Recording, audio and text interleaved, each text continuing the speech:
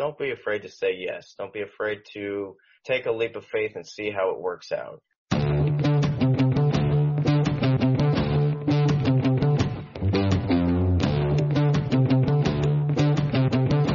This episode of Donnie Success Champion is brought to you by the Blue Family Fund. This is a nonprofit that's supporting law officers and their children and the dependents of fallen officers. The great thing about this organization is 100% of every dollar generated, every dollar donated goes right back to the families. Check them out at bluefamilyfund.com.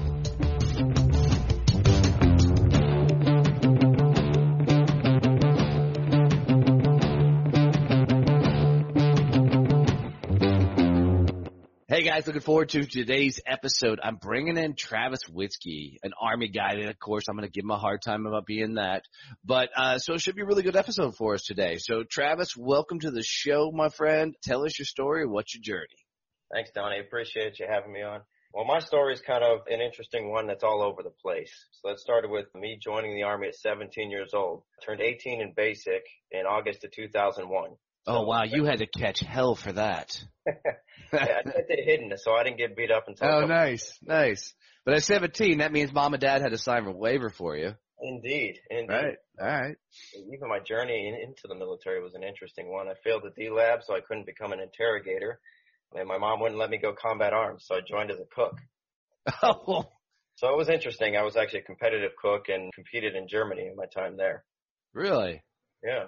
I didn't even know they had food competitions in. I mean, our cooks suck, so I guarantee none of them were in the competition. But I'm assuming an Army cook competition, is that something you'd see on Food Network, that type of thing? Or There's a couple different routes. There's the soldier boards. I'm sure you guys had those in the Marine Corps. There's that similar portion of the academic knowledge being grilled, and then there's the cooking competition style ones, yeah.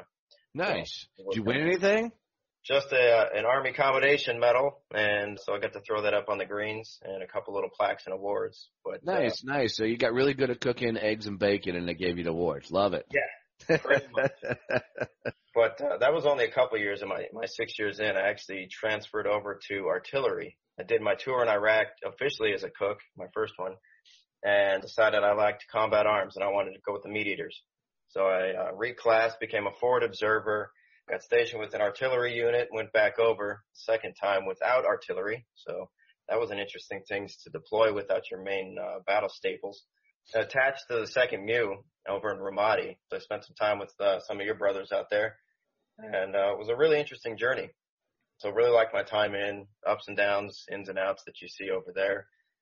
And that's kind of what led me into realizing the entrepreneur journey is my time in service. Is I was always a hard charger. I was a fast promoter. I was always, top of the class in everything I did. But I always felt like I was swimming upstream. I always felt like I was battling everybody around me because I wanted to do it my way. So for good or for bad, I got in trouble a lot, but I also succeeded while getting in trouble, which just pissed off everybody around me. Well, that means you did better than I did because I was the guy that just went against everything and, got my ass in a lot of trouble when I was in the Marine Corps. Realized really quick that I'm just not a rule follower, and not a guy that does really well being told what to do. And I ultimately always did it because that's what I signed up for. But I bumped a lot of heads along the way, through my journey. So good on you for being able to do it right, succeed in that process. I mean, I made it all 4 years, but I made it kicking and screaming, if you will. Mine was kicking and screaming as well. So I did 4 years, and then I got stop loss, pulled back for 2. So there was a lot of kicking and screaming, a lot of fighting on my end. But, I still did all right without pissing off too many people. So nice. So you did 6 years in the Army. When you got out from there, then what happened? So collected a lot of money during my second tour because there's nothing to spend it on. Came back to Phoenix, Arizona, and just by chance ran into a guy selling a motorcycle shop in 2007. So I decided to toss all my deployment money that I saved up and buy a motorcycle shop. And that was kind of my first foray into business. And I thought, I was a squad leader. I know how to manage people. I can do this. I'm built for anything. Fast, you learn just being good at one thing does not make you good at everything. Absolutely. And my journey's kind of found this out time and time again. But this was my next one into that arena. So I bought it in 2007, took over January 1st, 2008.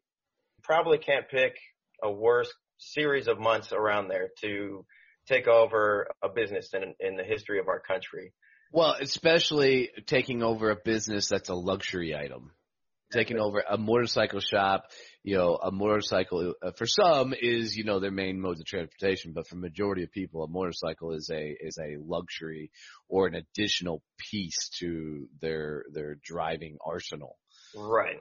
And that's what it was, is a total luxury item. And here in Arizona, we had the housing boom in 2006 and 2007 that came crashing in 2008 and 2009.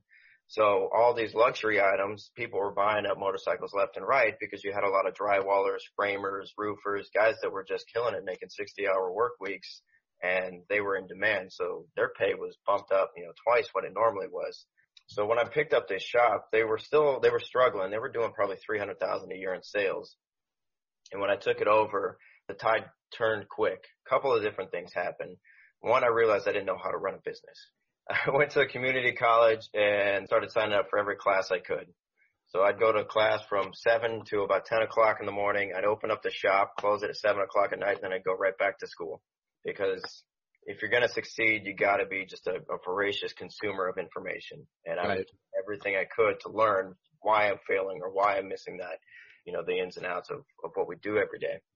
So that started the business side of it for me, and I really enjoyed it. The second piece was when you get hit with adversity like a recession, you have to learn to be quick on your feet and to pivot, which is what the Army taught me how to do. So rather than going strictly at the off-road motorcycle community for retail sales of goods, I knocked down a wall and put into service bays so we can start working on bikes. Nice. We transitioned into the street side, which is, more your average day-to-day riders are going to be folks that ride Harleys and, your cruisers and whatnot. So transitioning to people that had a higher demand is what helped save us initially. And so even though we had, punches getting thrown at us left and right with the recession, we were still able to increase sales from about 300 a year annually to a little over 5,000 or 500,000 a year annually. Nice. Which was nice to see that we were succeeding while everything else was eroding around us. Just unfortunately, we weren't succeeding enough, so we were still losing just a little bit every year.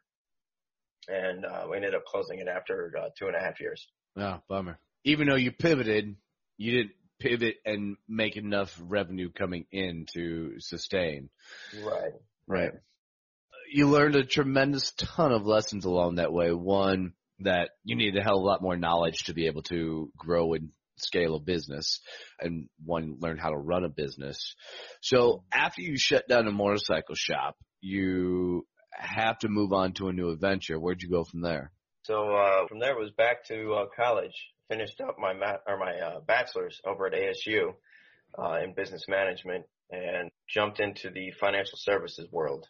And that was I like the number side of things, really interested in the investment world. And obviously due to the recession, there was a lot of impacts that had on society. So I figured I'd go start learning about that. So I sold mutual funds and stocks and bonds for USAA and then JP Morgan and their private bank for a little over a few years. Didn't like that arena, so I decided I was going to pivot again. Went back and got my master's, my MBA, and decided I was going to go back to my comfort zone. And that was within the military community. Found a really niche services provider in Scottsdale, Arizona here that provides private global medevac services. And they were in bankruptcy when I found them. So I figured, hey, I'm this cool kid with an MBA. I can walk right in and save your company. Lesson number, 4, 5, and 6 coming. And it was a really interesting time there. I spent a little over 2 years with this company, rescuing it from bankruptcy. And we brought it up to doing more than $4 million a year in sales. And it was just a really fascinating company to work for. The mission, the goals that we did was just something that you don't find in the private sector very often. And the main staple of what we did was medical transport via fixed-wing aircraft. So if you were a tourist in Ghana, for some reason you got sick or you got your leg blown off in a terrorist event, whatever the case, most people don't know who to call. And that would be us. We'd send in some former SEALs, some former SF or recon guys, medics, and we'd bring them in and go scoop you up, secure the situation if need be, and bring you back home. It's a very stressful thing. Missions were running, 3 days to 5 days because we're launching stateside and we're securing folks that are already hospital bound overseas. Were a lot of the countries not releasing people to come back to the state? That was usually the least of the hurdles. I mean, it was a hurdle getting airspace to land guys in without going under a guise of being just a civilian. That was typically a tough one. But a lot of times it was interfacing with the embassy and the DOS, Department of State, to get everything lined up to evac somebody out. Because a lot of times there was extracurriculars involved with these particular people, be it a humanitarian that had some involvement with the embassy or the Department of State or somebody else, that they had a distinct interest in getting people out of country safely. If you can read between the lines. Yeah. So there was always things that made it a little more complicated, a little more interesting, but very, very fulfilling and a lot of fun, especially more the civilian-oriented things, because families just don't know what the hell to do. Right. Your aunt was skiing and got hurt. You know, you're on pins and needles for a week until she gets back home. And God forbid it's a third world country like Guyana or something. Were there situations where you had to go in with military force and rescue people? I mean, did it get that extreme? No. We tried to avoid that because then you get into the status of forces and importing weapons and that's a whole different beast. You know? So you guys get to go in and look tough, throw an angry face on, and usher people through in a professional manner. Right. Okay. Yeah. All right. Cool. How long did you do that? I mean, that had to be a fun episode in your journey. I mean, you've had some life experiences, getting an MBA, which I'm not a big fan of, because people get an MBA and all of a sudden they think they're, pardon the expression, but they think they're gods of the business world when they don't know shit because they don't usually have enough experience to play out. They got a lot of book smarts, but they haven't got teeth kicked in enough in business. So you at least had a little bit of that going for you. Right. And I got kicked enough, and I'll get kicked enough in this tale too. I didn't know everything about business. So yeah, it was a lot of fun. You know, I got to surround myself with a lot of people I was comfortable with. I didn't have to kind of polish who I was for the corporate world. I didn't have to wear a suit, and I felt like at home. And that is something that's very rare. So I did really enjoy that. And with some of the injuries I had from my time in Iraq, I was no longer a field person. So I sit behind a desk and I crunch numbers now. And what I've kind of resorted myself to is if I can't go out to the field, what I'm going to do is sit behind a desk and I'm going to take care of every one of my guys out there rather than have some corporate suit or MBA that doesn't know how to run in the field, you know, making decisions based off of numbers rather than the actual reality of operating in those type of scenarios. Right. Any of the guys give you a hard time for being a cook, crunching numbers? You know, a lot of times I kind of shy away from the cook side because I can say I was artillery. Right. Typically, I kind of allow that one to slide to the wayside. Yeah, I got a buddy that was in the Marine Corps band, and we give him hell. And so if we're all out drinking and we get in, somebody new Marine walks up to the group, you know, the dreaded question comes up is what everybody do, and you see him kind of slink to the backside because he doesn't want to tell anybody that he was Marine Corps band. Right. You know, but at least with him, man, what people don't realize, and I'm sure you had your moments in as well, for him is he played over 200 funerals in his 4 years in the Marine Corps band, you know, and the dramatic effect that's got to have on you is insane. But we're still going to bust his shot for being in the band just like you being a cook. Yeah, absolutely. You know, the role was incredibly important and, you know, kind of funny taking a step back and sitting behind a desk to crunch numbers. Now, it gives me a better idea of how meat eaters can't do what they do every day unless you have somebody that really gets it standing behind you. You've got 45 guys and women doing their jobs just so that you can go out with a gun and look like a hard ass. And a lot of guys don't realize that. Well, and I love the fact you said meat eaters because, you know, some of my consumers are going to eat that up because I always joked that Marines were just meat shields in the first place. But bullet catchers. Yeah, bullet catchers. That's the other one. Crayon eaters. That's another one that pops up a lot. Yeah, I like that. Are you still doing the medevac stuff? Is that? I mean, I know you've got another product that we're going to talk about here in a second, but are you still doing the medevacs?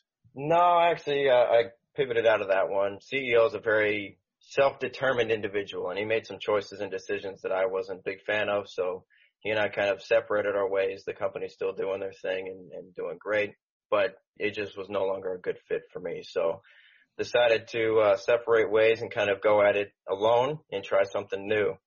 And so that's kind of where I'm at now, is working on two projects I've got is my bed block and also the Witzke group. doing some consulting for small businesses. Nice. So walk us through that. Walk us through the Witzke group, and then let's talk about the Bed Block. All right. So the Witzke group, we just got our SDVOSB from the VA, so pretty stoked about that. Because I got a lot of civilian listeners from this. Tell them what that is. My apologies. No worries, no worries. Service-disabled, veteran-owned small business. So that gives me an opportunity to bid in the federal procurement world for set-asides for contracting that a lot of other companies can't compete with. There's 100% contract set aside for a small business with an SDVOSB rating. I can compete where typically, a multinational is going to come in and just destroy a one-man shop. And the government sets aside these funds to help give a leg up to the veterans, or there's also women and minority-owned businesses and other folks that are typically disenfranchised or, swim upstream a little harder than the rest. And so obtaining that certification is a big one for me. I'm taking a look at a couple of bid opportunities that just missed out on one, doing a leadership and development seminar up in Picatinny, New Jersey. Nice. The Navy. So I missed out on that one, but I've got a couple other on my sites that I'm looking forward to. On the contracting side for the federal government. Private side, what I'm doing with the Witzke group is consulting from a small business growth and development angle. And the niche I've kind of found myself in and really like is a generational handoff kind of consulting, where I'll go into a company that's sometimes 10, 20, 30, 40 years old, and dad or grandpa, whoever it is, typically male, is looking to retire and hand off the business. And a lot of times that patriarchal command structure has the son or grandson, whoever they're going to hand it off to, working in usually a minimum wage type job. Right. They might be good at their job, but they don't know how to lead. They don't know how to run a business. They don't know growth, strategy, development, a lot of different angles. And so what I've been doing is going in and kind of breaking down the structure of these companies and saying, here's where you're inefficient. Here's where we need to lean out, and trying to modernize that business while taking the skills and knowledge from the patriarch and handing it off to whoever we're giving it to. And what we're targeting is trying to increase the success of that generational handoff so that the son or daughter, whoever's picking up this business, has the tools and skills necessary to run it with a planned takeover of that business. Huge. Yeah, because what is it they say, that the second generation usually grows a company, third generation usually runs a company in the ground, because they just haven't been through the shit. The second generation saw dad or mom, build the business, so they understood the struggle, the fight. The third generation didn't see any of that, so they just come in thinking they know everything and ultimately run it in the ground. So it's a good spot to be, bud. It's actually, concept-wise, it's the other way around. The second generation handoff has a success ratio of about a third or a little bit less. From second to third generation, because there has been such a steeped family tradition in running that business, it's a little under 50% typically. But yeah, I mean, it's a crapshoot. It's difficult to do a generational handoff of. It is. And what I've found is for most companies, it's easier to sell off and let the kids go find something that they really want to get behind, unless they have this huge passion to run businesses. But I found more often than not, the kids don't really want to take over dad's business. Right. Yeah. If you got a degree in nursing, why the hell do you want to run a car dealership? Right. Or, a manufacturing company, whatever. Right. Right. And I've run into those scenarios too. So one of the companies that I worked with and tried to set up a generational handoff, we just decided it was better to sell it. Some of the issues you run into there with the exit strategy planning is what somebody emotionally values their business at is not what the market is going to value. 100%. 100%. I got a couple of friends that buy and sell businesses, and that's the biggest hurdle is they ask the question, how much do you want to sell this for? And the number of zeros that come back with that answer is based on that emotion. And once they do an evaluation and it's a third of what they wanted to sell it for, it's a gut-wrenching conversation. Absolutely. And coming in and delivering that hammer blow that, no, this really isn't worth what you think it is, not even close. Hopefully it's enough that you can actually retire and you don't have to work anymore, but sometimes it's not. Yeah, that's interesting. So in addition to that, you also have the Bed Block. Yes. What is that? I just saw something on Amazon you got coming through. Walk us through that. Yeah, so the Bed Block's an interesting product, kind of built on a necessity. So when I was planning to go into Iraq the first time, we were training in Germany where I was stationed in 8 inches of snow because that's the best way to train for the desert. And I ended up. I landed in Norway in a plane, and it was negative 20 degrees, and I landed in a plane that was a Hawaiian tropics plane.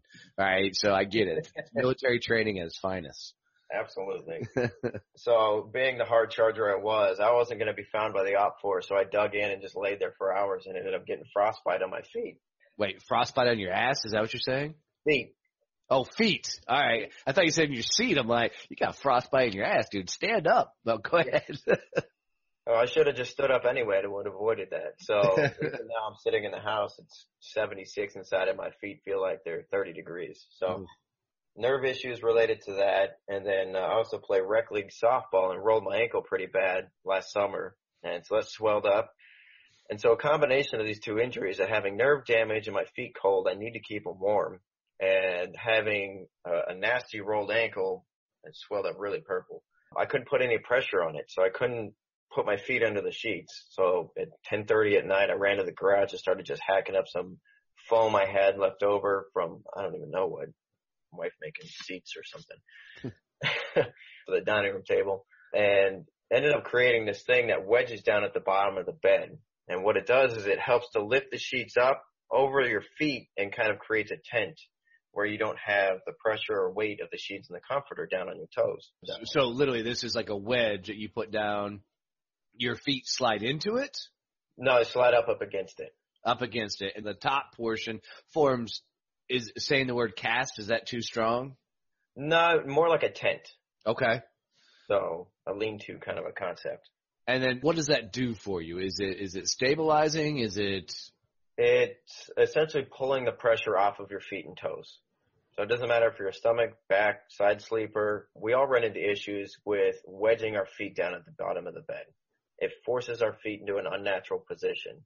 So you're either getting bone on bone with your knees and ankles if you're a side sleeper, or you've got unnatural pulling or pushing of your ankle and feet if you're on your stomach or your back. All right, I got it. So I'm looking at a picture of it now. I just pulled up the website. And so literally it's like a triangle that sits at the end of the bed, and picture the flat part of the triangle is right at your feet, so it keeps the sheets and the pressure up off of your feet. I got it now. Right, and the triangular design allows for different heights and closeness to your feet based on some personal preference. This version looks cool as hell. I would hope that somewhere that you got the pictures of the original contraption you made. Yeah, I've still got them, and I've got that actually sitting in the garage. I should probably throw it away now. But oh, no, dude, that's part of the story. And I'm working on the Gen 2 right now that is going to have a heating and cooling coil in it. It'll have a digital thermometer on the side, so you can actually plug in, I want it to be 78 degrees or 73 degrees, and it'll help regulate with a fan temperature underneath the sheets. Very cool. Very cool. And so this is manufactured now, and it's being sold. Mm-hmm. So we've got that on bedblock.co or bedblock.co and on Amazon, which we're in a trial phase to become a prime seller right now. And we did successfully fund it initially through a Kickstarter. So, very cool. My presence has been pretty good for us. Have you found a lot of support in the diabetic community? Because, diabetics have a ton of feet problems. Absolutely. Diabetes, diabetic neuropathy, or neuropathy in general. And that's really been the niche community that I've been servicing thus far, is people that have had injuries. They're the ones looking to better it. This works great. I've had a lot of friends and family try it, and they love it. But unless you've had an injury or a need to really go out and try and sleep better, nobody really tries. It's not something that we're just accustomed to optimizing. Yeah, I mean, even for me, I had flat feet when I went in the Marine Corps. I broke my feet several times while I was in the Marine Corps. And I even still have feet problems, but I wouldn't have even thought to go out and look for some sort of device or contraption to alleviate the pressure off of my feet. So it's take it as is, because that's how beds are designed and that's how you sleep. Right. Exactly. Well, and we slept in some shitty things when we were in the Marine Corps, so you just kind of learn to sleep wherever the hell you are. Absolutely. So it's been an interesting perspective from a business side, is I never knew e-commerce prior to launching this, and it's been like drinking out of a fire hose, trying to engage folks online and tell the story in a 5 to 8 second window online to try and engage folks to see the value in it. That's been something extremely difficult for me that I've been actively trying to get better at. Right. I think there's something there about the original design and the need for it and telling that story of why you had to create it in the first place. But you're right. The problem is the window is such a short amount of time that people will listen to whatever you're trying to tell them, or if you will, sell them. So what's been some of the biggest hurdles, some of the lessons learned of taking a product to market like that? The largest one is the education process. This really is a like as seen on TV type product. You need to see somebody holding it and playing with it to really get the light bulb to go off. You know, if I show you a listing for blank brand headphones, you know instantly what this is going to do for me and whether I need it or not. With the bed block, I don't have the ability to go in and say, you need a bed wedge to help pull the sheets off your feet because I guarantee you'll sleep better, which I'm confident in that occurring, but trying to force that into that short attention span that people have online has been an interesting feat. And so, no pun intended. But all pun intended. What are you doing to combat that thought process? For me, the biggest one has been engaging through blog writing. So I've only got a few of them up so far, but I'm trying to release a blog post per week to kind of help discuss the story and what's going on, why I developed this, how it works for me, you know, the reviews that I'm getting back through Amazon or through the website. And that one is creating a lot more organic traffic to the website through the SEO side. But two, it provides people an ability to kind of break down that here's a product, let me sell you, rather than, you know, the educational process of this worked great for me and I know it's going to work great for you. No, that's awesome. What do these bed blocks sell for? I've got them online for $40 now, and I don't have a target on my Gen 2 yet because that's still probably a couple months out. I've got to get the electronics smaller and a little bit lighter to get those in there. That's awesome. So through your journey, the Army to the motorcycle shop to the medevac company and now to the consulting and the bed block, you think everything you learned along the way has set you up for where you're at now and where you continue to go? Absolutely. I say that I'm a jack of all trades and a master of none. And I really think that all these pivots have really helped develop a strong sense of different aspects of business, be it consumer engagement, e-commerce, strategy development, and working with a variety of industries, which has really been nice. And that's something a lot of folks kind of get shot down for doing now is your career should be one tracked. You know, if you want to work financial services, you know, you jump in, you grind for 20 years and then you get to where you want to be. And that's not always the case. Some of us succeed through a ping pong ball type fashion Right. of going all over the place.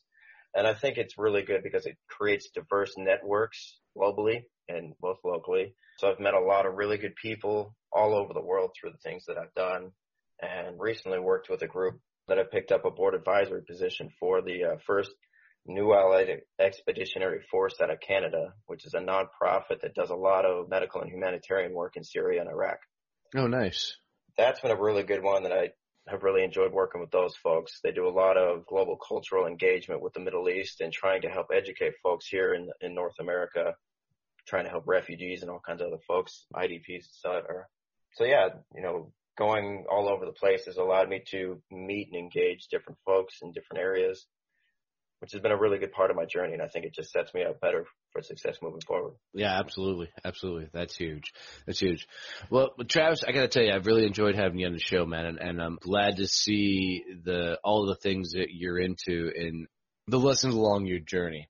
I always like ending every show this way, and I always put people on the spot when I do that, so you're forewarned. But if you could give my listeners a phrase or a thought that they could take with them on their journey, something they could put in their tool belt that allowed them to maybe when they get stacked up against it or when they're going through hard times and they're trying to find it, what would be that phrase or thought process you would say, use this, take it with you, and run with it?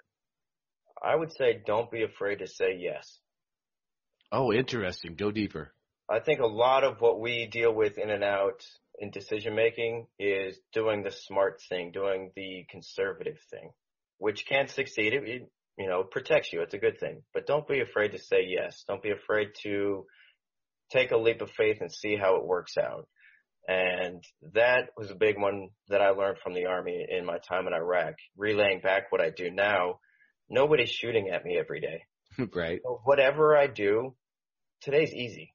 jumping off a ledge and me doing my own consultancy thing, me jumping off a ledge and then starting a motorcycle shop and all the different weird things that I've done, saying yes to some different ideas has opened up new pathways, new relationships, new networks.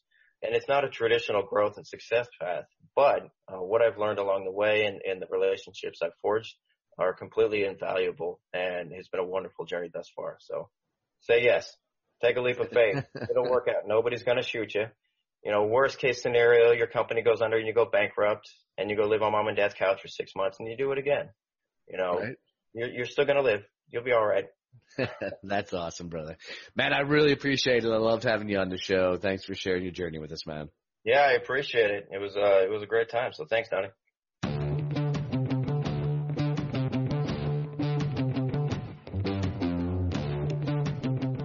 Hey guys, seriously, thanks for listening to this badass episode. I love doing these. I love to hear people's stories and journeys, but what I love most is if you can comment, if you share, if you can tell your friends about this podcast, that would mean everything to me.